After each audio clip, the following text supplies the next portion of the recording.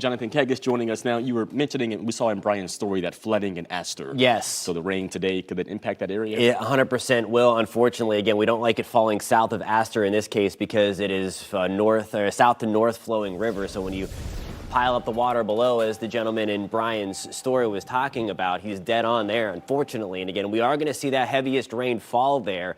Latest update on the river, the current stage still in minor flood stage. It's at 2.8 feet. Again, it is expected to crest later today at 2.9 feet. I would not be surprised, though, if we do enter moderate flood stage or just touch it at 3 feet. And that is because of the additional heavy rain that has fallen over the past 6 to 12 hours and the additional heavy rain that is expected today. Again, I have a whole write-up on clickorlando.com about what moderate flood stage does for our friends along the St. Johns River at Astor. And this is what we are talking about. Again, we have flood advisories for Brevard County. Again, that is more of your street flooding deal. So don't make sure if you come across any kind of flooding, don't drive through it. But you see the steady stream of moisture, the heavy rain coming in onshore. This will continue for at least the morning. I'm expecting things to fill in around Orlando, Apopka, into Winter Park, maybe even as far west as Winter Garden. The further west you are of Orlando, the drier you are going to be. So I want you to know that. Again, we're seeing the crazy rain totals again east of Orlando, but we're going to be mainly on the drier side again as we move towards Marion County into Claremont, maybe even Kissimmee.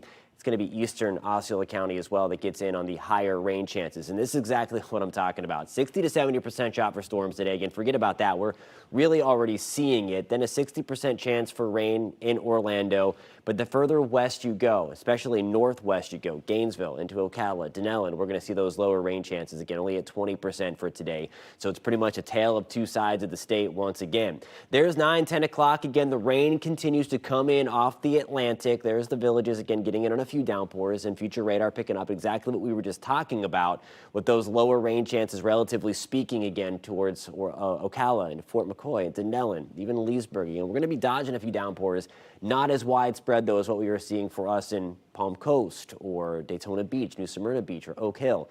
Same for us in Cape Canaveral. Getting into tomorrow, I think we'll see a few downpours sneak on shore. Still that breeze off of the Atlantic. That's 7 o'clock in the morning.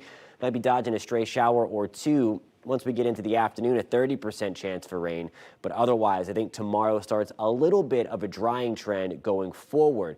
This is what I'm talking about. Rain chances overall through Central Florida, 60% shot. We're going to decrease those rain chances to 30% tomorrow. And then I think all of us, pretty much all of us anyway, are going to be dry on Tuesday with just a stray opportunity for a passing downpour. Rain chances then go back up to only about 40% on Wednesday into Thursday. Here's a live look right now in Port Canaveral. The rain has made it up the coast. There it is with our Launch Credit Union camera. A dreary start, a few little lightning strikes as well. Temperatures back to the upper 70s. That breeze out of the west at about 10 to 15 miles an hour. It's a muggy start for everybody back to the mid to upper 70s. So again, rain likely today.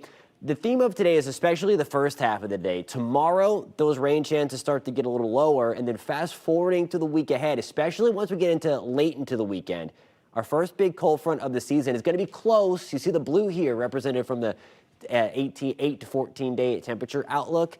It means temperatures are going to be below normal once we get towards Sunday, Monday of next week. Not reflected on this 7-day forecast because it only goes to 7 days, to Saturday. Temperatures back to the mid 80s today and tomorrow. Rain chances going down a little bit Monday and Tuesday, Jerry.